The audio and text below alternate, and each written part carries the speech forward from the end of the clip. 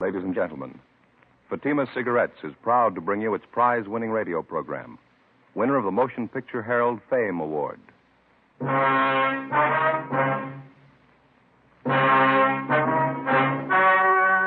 story you are about to hear is true. Only the names have been changed to protect the innocent. Fatima Cigarettes, best of all long cigarettes, brings you Dragnet.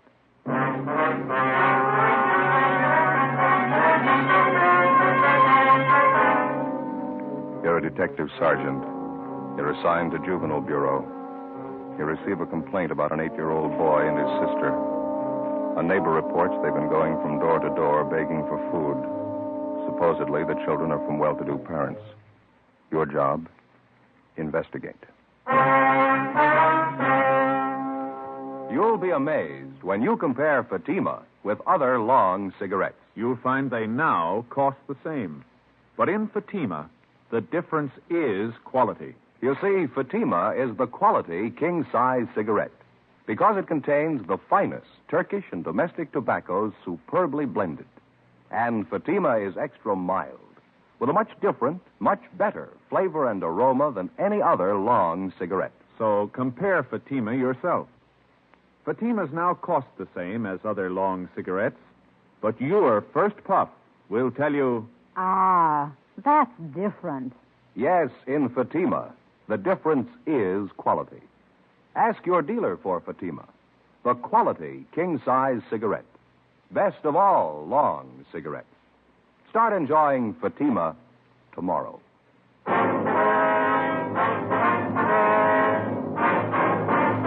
Dragnet, the documented drama of an actual crime. For the next 30 minutes, in cooperation with the Los Angeles Police Department, you will travel step by step on the side of the law through an actual case transcribed from official police files. From beginning to end, from crime to punishment, Dragnet is the story of your police force in action. It was Tuesday, April 27th. It was overcast in Los Angeles. We were working the day watch out at Juvenile Bureau. My partner's Ben Romero. The boss is Captain Kinsling. My name's Friday. I was on the way back from communications, and it was 4:38 p.m. when I got to 1335 Georgia Street, second floor, room 14.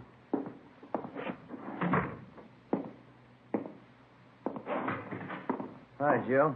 Been waiting long? I was just checking the record. No, I just got here. What's this thing all about? Well, just what I told you on the phone. 7-year-old boy and his sister covering the neighborhood begging food. You ready to go? Yeah, let me put this away first. All right. Kid's supposed to be from a wealthy family, huh? Well, wealthy enough to live in the best part of Bel Air, yeah. Doesn't make much sense. Must be some kind of a gag, huh? No, not according to the neighbor who called in. Yeah? She says the kids are half starved. Ben and I got in the car and drove out Sunset Boulevard to the Bel Air district. We pulled up in front of a large 2-story home near the corner of Brookline Avenue and Knightsbridge Drive. It was a white frame colonial mansion set back in the middle of well-landscaped lawns and gardens. The other homes in the neighborhood were just as large, $50,000 and up. It was the last place in the city that you'd expect to find neighborhood children begging food. 5:20 p.m. We went around to the rear entrance of the colonial mansion as we'd been instructed on the phone. We located the woman who'd called in the complaint, a Miss Jeanette Bejan. She was employed as laundress and cook by the owners of the house. She was busy fixing dinner.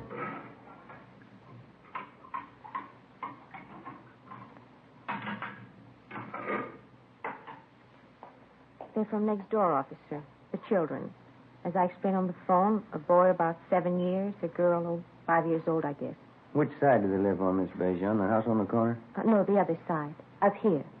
The brown and white house. Just up the street next door. Mm-hmm. Are the children there now? Do you know that? No, but they were here this afternoon again. Here to the back door asking for something to eat.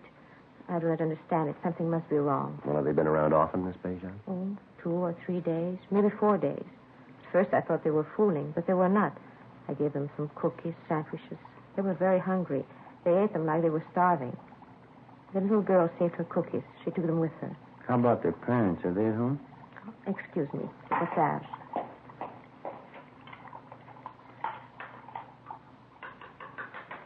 There. That's better. No, I haven't seen the mother the last few days. I understand they are divorced. The mother, she lives there with the children. The father, I don't know. Well, what's their name, do you know? Kessler. Madame, the woman I work for. She says there are 3 children in the Kessler family. But I don't know. I have only seen the 2, the boy and the girl. I would go over and see what is wrong, but I do not know the Kessler. It is not my place. That's why I called you, officer. All right, Miss Bejan. Well, thank you very much. Oh, not at all, officer. You understand, I do not mind giving the children food. Well, I think only something is wrong if they do not get it at home. Well, thank you very much for notifying us. We're going to check into it. I'm just a little curious, Miss Bejan. What's that you're making? This? Napoleon. How's that? Napoleon. You know, Napoleon pastry. Oh, yeah. Sure smells good. Well, thanks again. Oh, certainly, officer. If there is anything I can do, you will let me know? Yes, ma'am, we will. Goodbye. Goodbye. Thank you very much.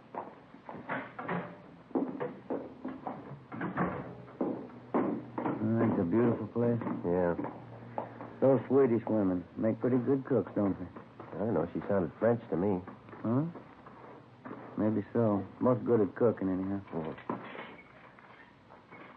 Yeah, that brown and white house next door, that must be it, huh? Yeah, that name, Kessler, they fairly prominent around town, society? I don't know. There's quite a few of them. Could be. Any way you look at it, it's hard to figure, isn't it? Kids have been at it for 4 days. If it's on the level, they really must be in a bind. Garage door is open back there. No sign of a car. Kids' bicycles, all. Let's try the front door, huh? Mm-hmm.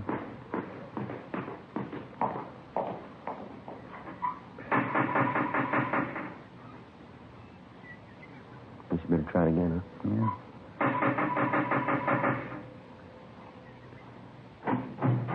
Yes, sir? Hello, son. Your name's Kessler, is that right? Yes, I'm Richard. My mother's not home right now. Maybe you can come back tomorrow. Well, we're police officers, Richard. If you're not busy, we'd like to talk to you for a minute. Is that all right? Yes, sir. That'd be all right. Would you come in, please? Thank you. Richard Kessler was a blonde-haired, wiry boy, polite, well-mannered. He told us that he was 8 years old and that he attended the neighborhood grammar school. He showed us back to the kitchen where he was warming a can of soup that he'd borrowed from a neighbor. It was a large house, richly furnished, but it hadn't been cleaned for weeks. Dust was piled up thick on the furniture, and children's books and toys were scattered around the rooms along with scraps of dried bread, half-eaten. The house was cold and musty. On a small bar in the dining room, there were 3 half-filled cocktail glasses, a plate full of cigarette butts. Evidently, they'd been standing there for days. On the sink in the kitchen, there were a few pieces of stale bread and an open bottle of milk that had turned sour. Next to it were a half a dozen empty whiskey bottles. The Kessler boy was well-dressed, except for the shirt that he had on. It looked as if he'd been wearing it for a week. What did you want to talk to me about, officer? I haven't done anything wrong. Oh, we know that, son. We'd just like to find out how you've been getting along. I've been getting along all right. 2 A's and 4 B's on my report card last month. Mm-hmm. Where's your sister, Dick? Judy, she's down the street. She'll be back in a minute. How about your mother? Where's she? She's out, too. She'll be back. When do you expect her, son? Pretty soon. She's coming back pretty soon. Well, your sister, Judy, she's younger than you are, isn't she, Dick? Yes. Judy's only 6. I'm 8. Any other grown-ups live here with you besides your mother? No, Mom takes care of us. She'll be back pretty soon. We'd like to have you tell us the truth now, Dick. How long's she been gone? I don't know. It's probably important. Taking her a long time. If you can come back tomorrow, she'll probably be here then. When was the last time you saw her, son? Son, how about that? A couple of days ago. And this is Tuesday. You mean she left the house Sunday? No, before that. Last Friday night she went out. Said she'd be back. I don't know. Did your mother say where she was going, Dick? No, her boyfriend was here. Larry. I don't know his last name. Mom went out with him to a party, I think. I don't know where. She'll be back all right. Did you leave anyone to take care of? No, we can take care of ourselves. Nobody's fixed the cooking, though. I don't know how yet. I'd better look at the soup on the stove. No, I'll take care of it, son. You go ahead. Sit down. Has your mother ever left you like this before, son? Maybe once or twice. She never stayed away this long, though. I don't know.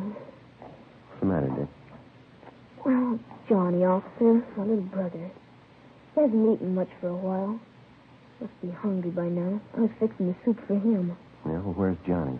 He's upstairs in the nursery. He's been sick with a bad cold. Mom knew Johnny was sick. That's why I wondered. She hasn't come back yet. I don't think Johnny's feeling good. Do you want to take steps for him, son? Yeah, all right, if you want. Beth, you want to come on? Yeah. How long has Johnny had this cold, Dick? A couple of days before Friday, before Mom left. Mm-hmm. How old is he? Johnny's just a little kid. He won't be 2 years old until July. I've been wondering about him. Coughed a lot at first. Been giving him milk and cookies. That's what Judy and I had. I don't know. Has the doctor been to see Johnny? Oh, no, I thought of calling him. I didn't know the doctor's name. I was waiting until Mom got home. This is Johnny's room here. Mm-hmm. In the crib, officer. That's my brother Johnny. Pretty cold in here. Yeah, let's have a look. Hey, young fella. Hi, Johnny. You hungry now? Joe, look at his eyes. Yeah, I want to get to a phone, doctor, and ambulance. Tell him to hurry. Right? Oh, what's the matter, officer? What about Johnny's eyes? You'll be all right, Dick. Oh, he's been acting awful quiet, but hardly moved around at all. Most of the time he's jumping up and down in his crib like anything. Has anyone at all been in here to see him since Friday? Yes, sir. My sister Judy and I. We changed his diapers and give him something to eat. I see. Gee, I sure wish Mom would get home. I'd like to talk to her. Yeah, so would I. 5:48 p.m. We put in a call to the office for a policewoman. Then we got in touch with Lieutenant Lee Jones at the crime lab, and he sent out a man to photograph the condition of the Kessler home and the children. The doctor and the ambulance arrived, and little Johnny Kessler was taken to the general hospital in critical condition. The 22-month-old boy was in a coma. Richard Kessler and his sister Judy were taken to Georgia Street Juvenile Bureau and then transferred to Juvenile Hall and placed under protective custody, Section 700 Sub B, Welfare and Institution Code. The two of them were given a bath and something to eat. Judy Kessler was interrogated separately by a policewoman. Ben and I talked to the boy, Richard. After a few minutes, he broke down and admitted that his mother had gone off and left the three children alone on at least a half a dozen occasions. He told us his parents were divorced. He rarely saw his father, but his mother had had 2 or 3 boyfriends at the house during the past year. He also told us his mother drank quite a bit. But she's never been gone this long before, Sergeant. Maybe she's out somewhere and has no way to get home. We'll find her all right, son. Don't you worry about it. Well, this boyfriend of your mother's, Dick, his first name was Larry. Is that all you can tell us? Yes, sir. I don't know his last name. Are you going to keep us here all night, Judy and me? Just for a day or so. They'll take good care of you, son. Where'd you take Judy? Well, she's just next door, Dick. You can see her in just a minute now. And how about Johnny? I always take care of him. Pretty fussy around strangers. Well, they've got him over at the hospital, Dick. They're going to take good care of him now. You can count on that. I don't know, officer. I better see him. He might get awful fussy. All right. We'll fix that up for you. Do you have any relatives in Los Angeles, son? Aunts, uncles, anyone like that? No, just my father, but I don't know where he lives. We had a nurse who used to take care of us, Mrs. McIntosh. She was swell. My mom fired her, though. Oh, how'd that happen? Do you know? No, I'm not quite sure. Maybe my mom was drinking. Mrs. McIntosh got mad at her. Had a big fight, and Mom fired her. Oh, now, this Mrs. McIntosh, you know where we can find her? No, sir, I don't. How about some of the other boyfriends that your mother had, Dick? Do you remember any of their names? No, one of them was George something. I don't remember the other one. Joe, see you a minute? Yeah, Mac. You want to stay with the boy, huh, Dick? Yeah. Hospital call. It's a lousy thing. Well, what's that? The Kessler boy, little Johnny. Yeah? He just died. John Albert Kessler, white male American, age 22 months. All the pertinent facts and data would be listed on the crime report. And if and when the case was closed, the report would be filed away. Wouldn't be any different from 1,000 other dead body reports. Same size, same color. Same number up in the left-hand corner. In the course of 10 or 20 years on the job, a police officer sees a lot of them. Most of them he forgets. A few of them he never forgets. The next morning, the body was posted to the county morgue. It was found that the youngster had been suffering from malnutrition, but the cause of death was listed as a basal skull fracture. Homicide detail was notified. The search for the mother, Mrs. Jean Kessler, went on. We talked to her neighbors, all of her friends that we could locate. We checked out an address book that was found in Mrs. Kessler's effects at her home. We got out a broadcast and an APB. No luck. Thursday, April 29th. How about the youngster's brother and sister, Ben? You think it could have happened that way? How do you mean? Well, we were taking care of the little fella. They might have had an accident with him. They're afraid to own up to it. I don't think so, Joe. No, that's not very likely, Mac. We talked to him quite a bit last night. A couple of pretty honest kids. Pretty sure that they wouldn't lie about something like that. Where does that leave it, the mother? Good possibility. We know Mrs. Kessler drinks quite a bit. She could have lost patience with a little boy. More chance of an accident there. I get it. Juvenile, Friday. Yeah, Bert. Where's that? Uh-huh. Right, thanks. Yeah? Woman answering Miss Kessler's description checked into the hotel down on South Hope last night. Still registered? When she checked out early this morning, they found a woman's sport coat in the room. What about it? Blood stains on it.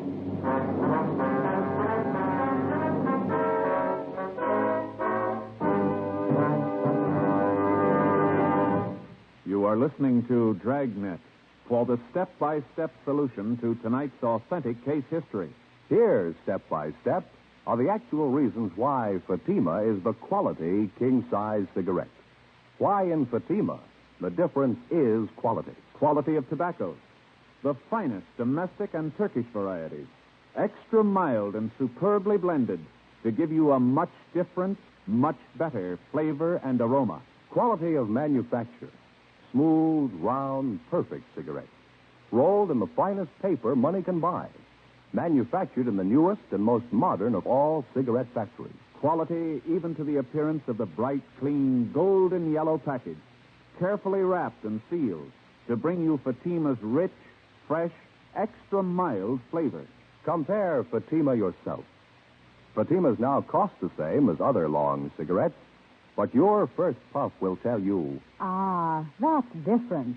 yes, in Fatima, the difference is quality. Start enjoying Fatima quality yourself. Insist on Fatima, the quality king-size cigarette.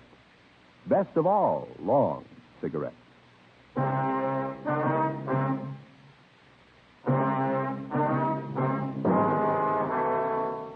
Friday, April 30th. We were still without a lead as to the whereabouts of the missing mother, Mrs. Jean Kessler. The blood-stained coat, which had been found in the South Hope Street Hotel, was shown to Mrs. Kessler's friends and to her children, Richard and Judy. They identified it as belonging to the missing woman. Routine investigation of the hotel room failed to uncover any further leads. We got out a supplementary APB, and then we started rechecking with the Kessler woman's friends and acquaintances. Nothing. We rechecked a dozen taverns and cocktail lounges that she'd been known to frequent. No sign of her, no sign of her boyfriend. In rechecking her personal effects, we found a canceled check payable to their former nurse, Mrs. McIntyre. The endorsement carried her address. We checked it out. She'd moved. We traced her to the forwarding address. There we were told that she had a new job as a nursemaid with a wealthy family living in the Los Feliz district. We called there and talked to Mrs. McIntyre, and she told us that she was just leaving the house with the 3 children for an outing at the park and the zoo. We made arrangements to meet with her out there, 1:30 p.m. Ben and I located her at the head of the path leading through the main part of the Griffith Park Zoo. I read about it in the paper, Sergeant, about Johnny. I didn't know you wanted to talk to me. I would have called in if I did. We're still trying to locate the mother, Mrs. McIntosh. Can you help us out there at all? No, I don't know. Have you asked at those places she used to go to all the time, where she used to drink? Yes, ma'am, we have. They couldn't help us. Did you know any of Miss Kessler's boyfriends, the ones that had come to the house? Yes, I knew all of them. Donald, don't you wander off now. Same for you, Patsy. You stay close.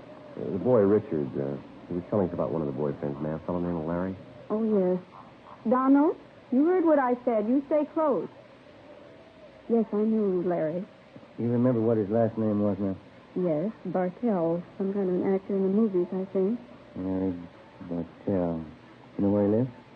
No, I think he had an apartment in Hollywood. I wouldn't know the address. What kind of a man was this Bartell? I mean his temperament and things like that. Well, I think he was kind of lazy. I think Mrs. Kessler was giving him money. Mm-hmm. Did the two of them ever argue or have any fights? All the time. He had a terrible temper. Did he ever strike Miss Kessler? Yes, I saw it happen several times. Not too close to the cage, Donald. Back a little. How did this Bartell act toward the children, Mrs. McIntyre? Indifferent, I guess. They annoyed him sometimes. Well, that was after that you had the argument with Miss Kessler? Yes. It was about her drinking and the boyfriend and all the rest. I just got sick of it, and I told her what I thought. She didn't want to admit she was getting old, not caring for the children, pretending she was still in her 20s. Well, do you have any idea where we might locate the father? Well, they're divorced, you know. He's the head salesman for a lumber concern downtown. He inherited most of his money. I have the name of the company at home. You can have it if you like. Yes, ma'am. We'd appreciate that. You know, it's the children I feel sorry for. Yes, ma'am. 3 beautiful children. And that poor little Johnny, I just can't understand it. What's that? How could anyone desert a helpless baby like that? We'll ask his mother. Friday, 5 p.m. Mrs. McIntosh called us at the office and gave us the business address of the missing woman's ex-husband, Richard Lane Kessler. We called there, but they told us Kessler was away on a week's vacation. They had no idea where to contact him, but he was expected back in a few days. We called Central Casting and asked them to check their talent list for a bit player by the name of Larry Bartell. They had no such name listed. Saturday, 8 a.m. The Kessler children, Richard and Judy, remained in the custody of juvenile authorities. The search for their mother continued. All day Saturday, Ben and I ran down what few leads we had. They went nowhere. Checks to the morgue, the city hospitals, and the drunk tank at the main jail still failed to turn up the missing woman. We checked again at the different drinking places she used to patronize. No one had seen her. 5:30 p.m., we went back to the office. A lot of mileage today. Yeah, there's not much to show for it. Not going to be much fun for those Kessler kids this Sunday. Why? What do you mean? First Sunday in May. Huh? Mother's Day. Oh, yeah. Hi, Mac. Hi. Got a piece of news for you. Yep. The Kessler woman's boyfriend, Larry Bartell. What about him? He's been located. When he'd seen his name mentioned the previous night in the newspaper stories concerning the case, Larry Bartell had contacted the office to let us know that he didn't consider himself a fugitive. At least that was his story. He'd called just a few minutes before we got back to the office. He left word that he could be found at a Wilshire address all day Sunday. In the meantime, he'd be at the Spotlight Club, the club for theatrical people located in West Hollywood. 6:25 p.m. Ben and I located him at the club back in the billiards room. He was tall, dark-haired, dressed expensively. I told the cop when I called in you weren't supposed to contact me here. It was important. That little Kessler boy's dead, Bartell. We think that's pretty important. Well, I didn't know anything about that. You didn't have to interrupt me. That's an important man I was playing with. Now, what do you want to know? Where's Miss Kessler? Well, why ask me? I don't know. You're a pretty good friend of hers. You were the last person seen with her. Oh, it was a week ago. We went out to a party last Friday night. I haven't seen her since the following Monday. Last Monday. I'm through with her anyway. What do you mean? I just got sick of her, that's all. Pawing all over me, asking me to marry her. I just got sick of it. It wasn't worth it. You accepted money from her? Just to tide me over. She had plenty of it. Why not? Where'd you last see her? Keep your voices down. I wouldn't like this stuff to get around the club. There's a hotel downtown on South Flower. I can get it the address. Were you at another hotel with Miss Kessler last week? Yeah, on South Hope, around 9th Street, I think. Oh, that's where you found a coat, huh? You've got an explanation for that? Blood stain? Sure. Crazy dame. So I saw her, then she tried to hit me with a bottle. Cut herself. Boy, I tell you, this wasn't worth it, that's all. I guess you can prove everything you're telling us, huh? Of course I can prove it. It's the truth. And what about the little boy? How'd that happen? I didn't have anything to do with it. It wasn't my fault. Well, how'd it happen? Well, it was that Friday night just before we left the house. The old lady and I were downstairs having a few drinks. She put the little kid to bed, but he wouldn't stay there. He just getting up out of bed and running downstairs crying. Yeah, go on. Well, she finally took the kid, gave him a good spanking, threw him back in bed. I think he hit his head in one of the posts of the creek. Why didn't you do something about it? Well, I told her, but she said it was nothing. Didn't matter. Got a coat from us, that's all. Kids are all right when we left. You mean all the times you and Mrs. Kessler went out, you knew those children were being left all alone in that house? Oh, what of it? She's the mother, not me. Now, look, I gotta get back. I kept that game waiting on. No, just a minute. It's going to wait a little longer. Come on. Larry Bartell was taken downtown and held for questioning on suspicion of 702 WIC, contributing to negligence of minors. He gave us the address of the hotel where he'd last seen Mrs. Kessler. Ben and I checked it out. It was a typical cheap downtown hotel with a bar opening off the lobby. The desk clerk told us a woman answering Mrs. Kessler's description was registered in a room on the second floor. They had an old-fashioned player piano going full volume in the bar. The sound followed us up the stairs. Tenants here sure must like their music. Yeah. That's just there, isn't it? 216? Yeah.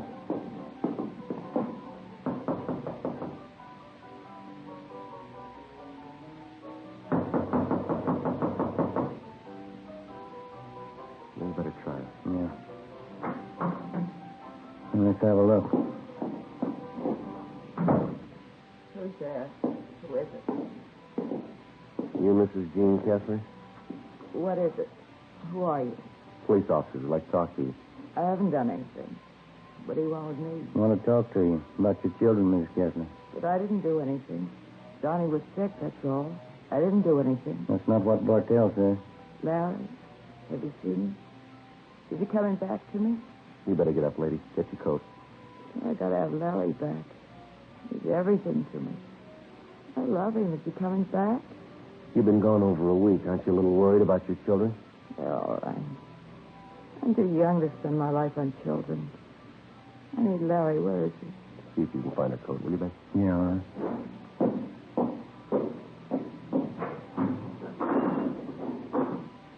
I've been drinking off this. I felt terrible. Yeah.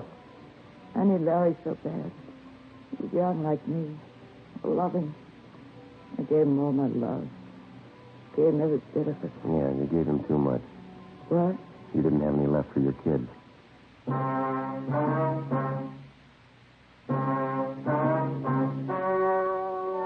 story you have just heard was true. Only the names were changed to protect the innocent. On July 2nd, trial was held in Superior Court, Department 87, City and County of Los Angeles, State of California. In a moment, the results of that trial. Now, here is our star, Jack Webb. Thanks, sir. Friends, if you're with us week to week, you've heard me say, in Fatima, the difference is quality. It's a difference that you can prove just by buying a pack and smoking them. You'll find Fatima's extra mild, with a rich, better flavor and aroma. Stop in at the store in the corner and buy a pack of Fatimas the first chance you get. You'll find in Fatimas, the difference is quality. Ladies and gentlemen, I'd like to take a moment to thank all of you for your very fine response to our program, Dragnet. Since the first show went on the air about a year and a half ago, your cards and letters have been a constant source of encouragement and guidance. In the field of radio presentations, we felt that we were attempting something a little different, and we were not altogether sure that it would meet with your approval. Possibly, we were sure that our approach to this type of presentation was a sound one, but the final approval had to rest with you. If we may judge by your response, you've placed Dragnet high among the programs that you enjoy most. And for this, we're indeed grateful. We've tried to bring you, first of all, an adult program worthy of the 30 minutes that you spend with us each week. We've tried to bring you an honest and authoritative report on the work of your police force. We've tried to bring before you documented police cases that were informative as well as entertaining. In forthcoming weeks, we sincerely hope that Dragnet remains one of your favorite shows. Your letters have been read by all members of the Dragnet production staff. So if you like to listen to Dragnet, it's because you, our listeners, have helped to guide us in presenting the kind of entertainment that you want. And for this, our thanks.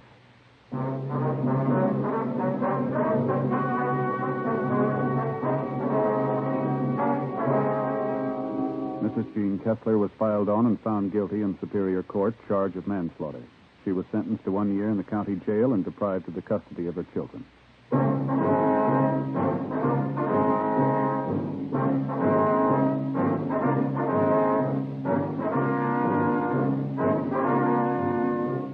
You have just heard Dragnet, a series of authentic cases from official files. Technical advice comes from the Office of Chief of Police W.H. Parker, Los Angeles Police Department.